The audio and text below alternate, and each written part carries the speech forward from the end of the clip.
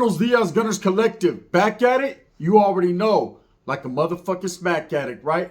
And before we get into the content of the day, let's hit that like and subscribe button. Put your notification bell on all so that way you're directed in the direction of the dope content I am kicking. And I highly appreciate all the support. We're continuing to go up on this channel, and it's all because of you. And for that, I can say I'm very humbled and I'm very much so appreciative. I couldn't do it without you. So looky. Can I have some? Oh, hell no. I don't want none of that, right? Hell, I knew it. Right? I had a feeling, an inkling, right? And I said, you know what? This character just seems out of character. So I'm going to stay away from all the mess and all the drama. But of course, no jumper. They didn't. They had this guy on their platform, praised him, let him dump out a bag of money, let him talk about pulling up on Milk 7-4's house, let him disrespect. And we're talking about G-Face, Ghostface, right? Who today has been exposed, allegedly, by No Jumper, the same podcast he frequented that he actually was a continual guest. He came on there a gang of times. And now I'm starting to look at Whack 100 like, damn, brother, on Pyro, you was right? They exposed him today as a D.E.A. informant for the last 5 years against one of the big four, right? Against the mob. Saying that he was working hand in hand with the D.E.A. To garner and gather information. Now, people could say whatever they want. Okay, they could talk a lot of rah-rah shit. There's a lot of he said, she said. But I believe if No Jumper is putting this out, they got some concrete evidence. There's some papeles floating around, some paperwork. Now, I know the other day G-Face was indicted. Him and his wife were both indicted on fraud charges and manipulation tactics. They were trying to work people out of money, trying to work some investment deals, some land deals, and got caught up. Now, one thing I do know about these informants and people that are working with the Alphabet Boys is that they'll give them the rope to hang themselves. They'll let them play a little bit. They'll let them make some plays. And I guess G-Face allegedly got comfortable. He got too comfortable and thought he had to get out of jail free card. Thought because he was working hand in hand with the DEA, he was going to be able to manipulate others around him and to kind of work it to his benefit and get money. Now, I knew something was real tricky when it came to this guy. You know, the whole scheme with his trucking company and trying to manipulate others into believing that he was a multimillionaire or was having all this money just overnight, like it was just like that easy. You know, it always trips me out. These guys that get out of prison after doing an extensive amount of time out of prison, all of a sudden got all kinds of money, like fucking regular Joe Schmo citizens are just going to throw money at him. Come on now, it just doesn't work like that.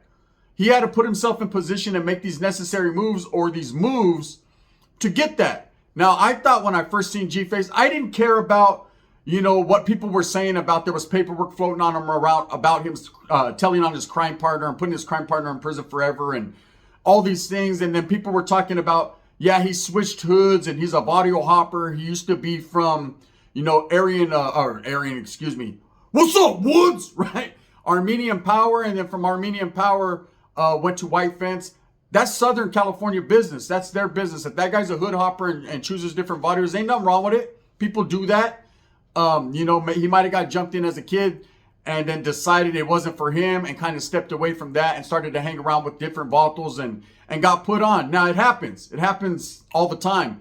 But what doesn't happen is the reasoning behind it is because you told on your crime partner from your audio. So now you are shunned in that hood. Everyone knows about you. So now you have to reform this character that you are.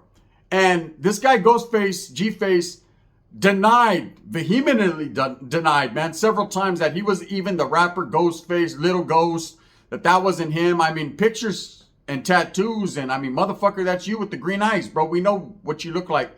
But he continued to deny it and continued to be on social media. Now, what I don't understand, I've never understood this, why individuals that are going through some type of turmoil or some bullshit, why they would even be on social media like that, pushing a hard line on other people when at the same time you have your own dirt. Now, we all have our own skeletons in our closet, our own shit from the past. And if you're transparent and you're like, yeah, I fucked up, I admit, whatever, I made some mistakes along the way. It's human nature, it happens. But when you go hard in the paint, knocking on people's doors, talking about milk, talking about pushing up on people, extorting people, manipulating, using pyramid schemes to garner and gain funds, ill-gotten means, then eventually, it doesn't matter how much people you're telling on or how much people you're working with, eventually you're going to get fucking caught up. So this guy got caught up the other day on the indictment.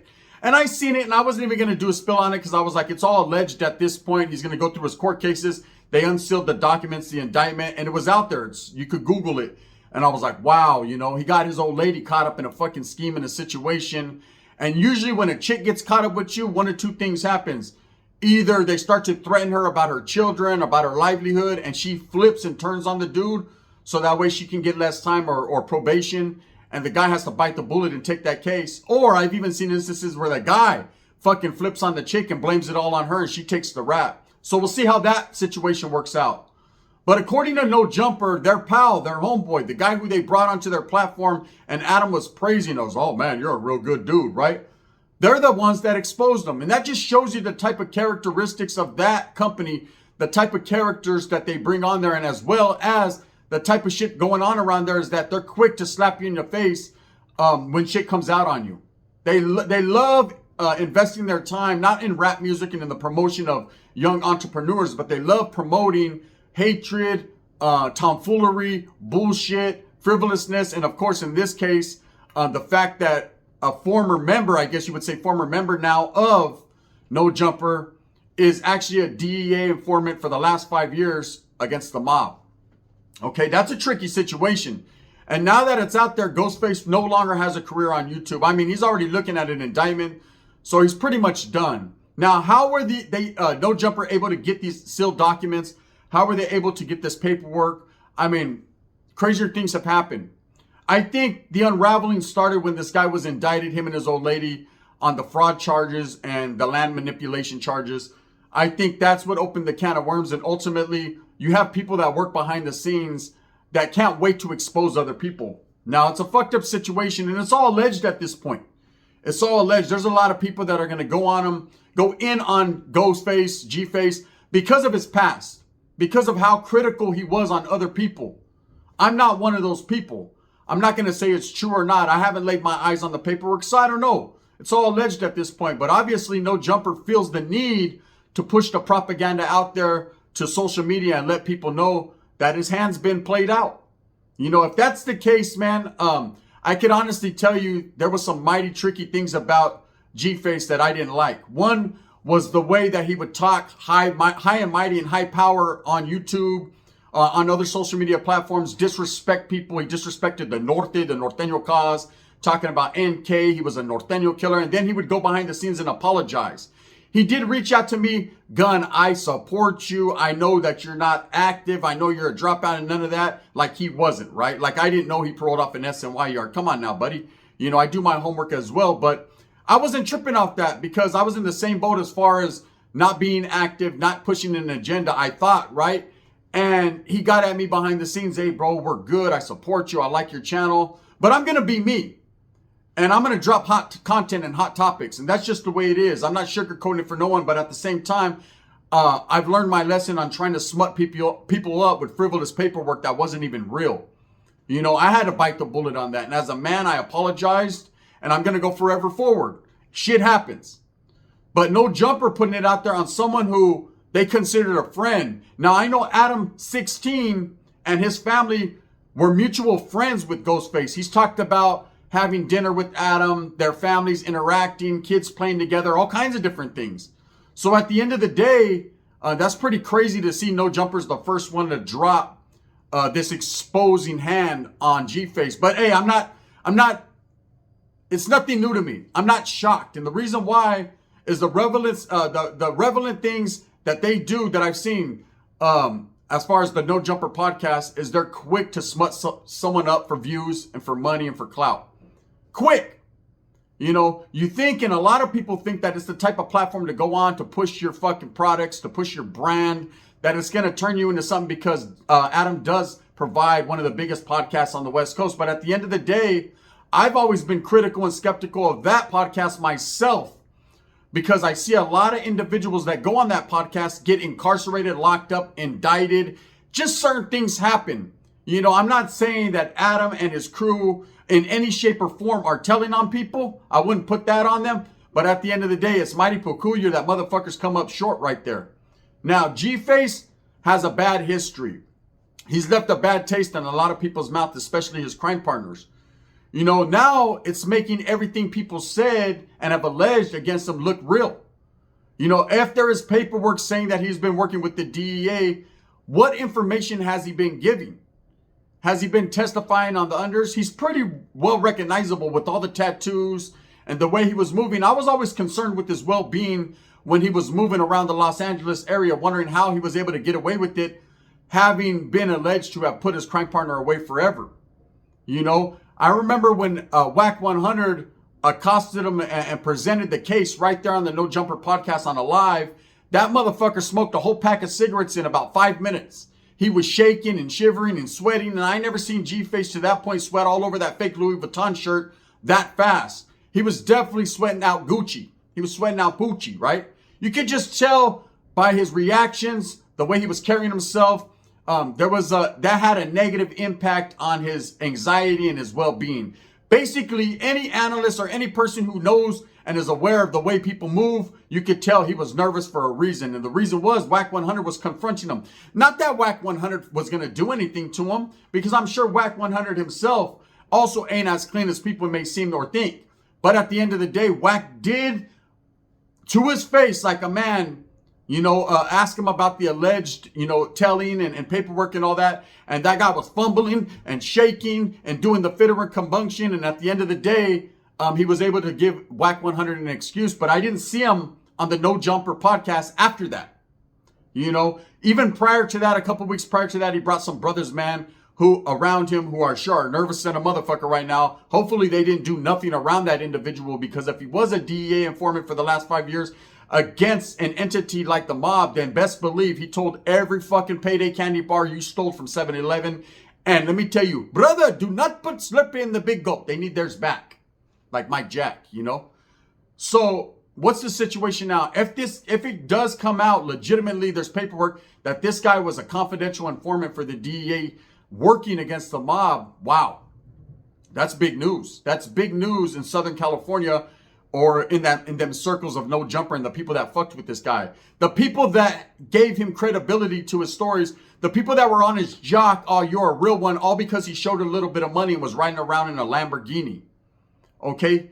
Now, money doesn't make the man. The man is supposed to make the money. But the man is supposed to fucking strap on his Red Wing boots and go out there and get it. Not manipulate others, form pyramid schemes, and use diverse ways to fucking hustle. See, I talk about hustling, but I talk about moving smooth with a purpose, or moving fast with a purpose. Not hustling people out of what they've worked hard for. To me, that's a coward, and I'm very critical of the way people do that. Ghostface struck me as a scheming, slimy individual. Now, I'm not saying that he told. I'm not saying that he's a DEA informant. I'm not saying any of that, because I don't know. And at the end of the day, I'm not going to put that on him. But what I am saying is that's what he struck me as. A two-faced individual that would talk a lot of shit for clout on social media, show off money. To me, anyone who pulls up to a podcast and dumps out money or is counting money when you're supposed to be paying attention to the fucking questions that they're asking you, to me is just trying to garner attention. YouTube ain't the platform for you, bitch. Go to TikTok. That's how I feel.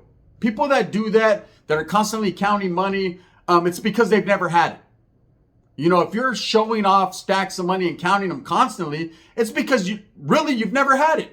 You can always tell a person that's never really had money or touched anything like that, because they don't know how to act. The first thing they do is go crazy with it. Okay? People that have sat on money, have had money, have lived that life before, whether it was legit or ill-gotten. However, you went and hustled and got your bread. Most people invest, keep their shit on the unders, because every time you start showing off large amounts of cash and money, then what do? You get the attention of not only the fucking super fan that's right there saying, oh, you're a real one, but you also get the attention of the authorities and the IRS, and best believe you don't need that smoke. So now he's got all that smoke. And the people exposing him with all that smoke is his pals on No Jumper, Adam and Poetic Flacco and the crew, Sharp and all them. And best believe they'll do a live and they'll talk critical about him and talk a lot of shit about him and throw him under the bus, when just a few months ago they were sitting down laughing at Milk 74. Now Milk 74 is going to be laughing at him. This is the type of guy, and you already knew he was a liar and a fat mouth when he said the NK under his arm meant Norteño killer. First of all, why are you hiding it under your underarm pit smelling like sobacos? Second of all, there's not very many Southern California sureños or Southsiders that get NK on them. Okay, that's an upstater thing, homie. That's a fact.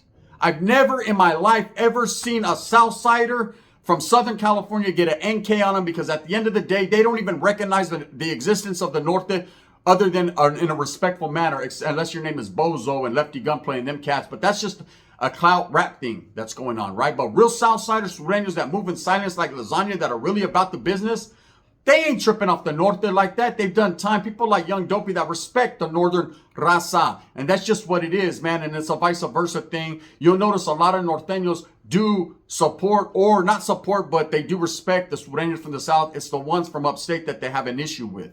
So when he showed that and then disrespected the Norte, I knew at that moment in time right there that that was a cowardice act and that was a lie. That NK meant something else. And I think we all know what it is. And I don't say the N word, right? But I think he was too scared because he started, you noticed every time G-Face went on No Jumper or anywhere else, he never had a Southsider with him, never had a camarada or a homeboy. He always had Africano brothers, man.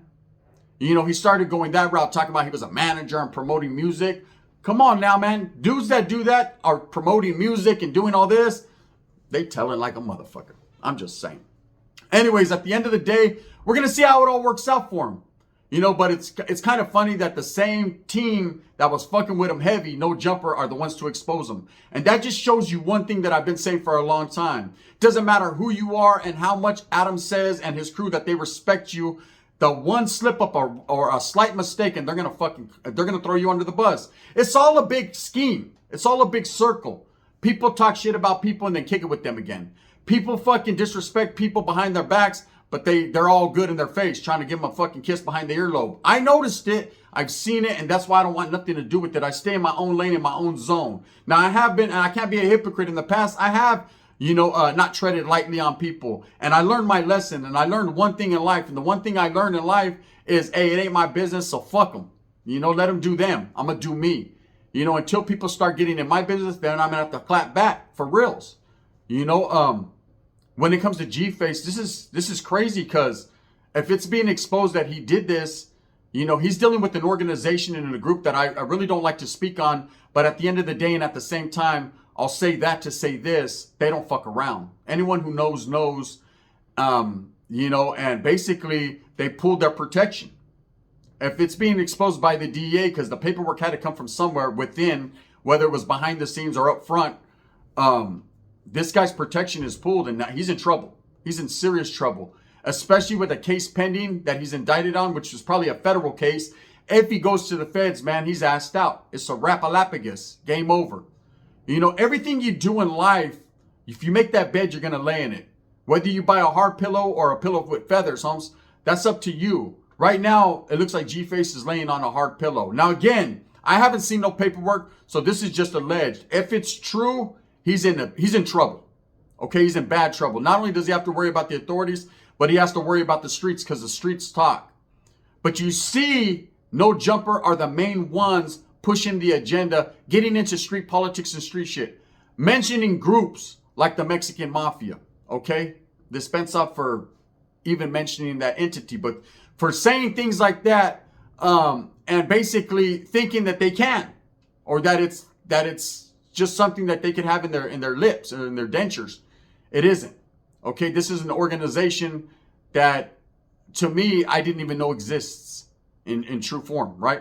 But if this guy is really telling on him, who else did he tell on? I feel sorry for any of these guys that were in the trucking company that depended upon this man, that was manipulated into thinking that this guy had their best interests at heart. Because really, at the end of the day, all he did with their money is rent Lamborghinis and smoke cigarettes and lie to people on podcasts. Imagine, this guy literally went out of his way to say that he pulled up to fucking Milk 7-4's house and Milk laughed in his face and called him Gilligan Face. How are you going to let Milk laugh in your face and call you Gilligan Face? But then again, Milk turned around after all that he said, she said with Adam and double backed. And hey, so he made good with Adam. Okay, I know a lot of people went out on him. He took a big hit on his fucking channel for that. And I don't see why he would do it. He was doing good. I knew he was making good money. But he did what was in the best interest of him. hey, if he wants to be the bigger man and let bygones be bygones, that's cool. It's not like they're telling on each other or anything like that. So it is what it is. Anyways, with G-Face, that's the latest news that's going on right there. The street news. No Jumper exposed him for being a DEA informant working against the mob for the last 5 years. Ooh-wee. It's going to get tricky. What do you guys think? Leave a comment. Let me know if you guys think it's just Adam and his team pushing an agenda because maybe G-Face didn't want to fucking bone him or something. Or is it true? You know, a lot of people are saying that this guy's a tricky character, so I guess we're going to find out. With that being said, I hope that you move with a purpose. Get everything that you want coming, and remember, at the end of the day, it's all about the strive to struggle, the struggle to strive. I appreciate all the support that I'm getting, man. Gracias. Pobre G-Face. They're gonna... Ooh, wait.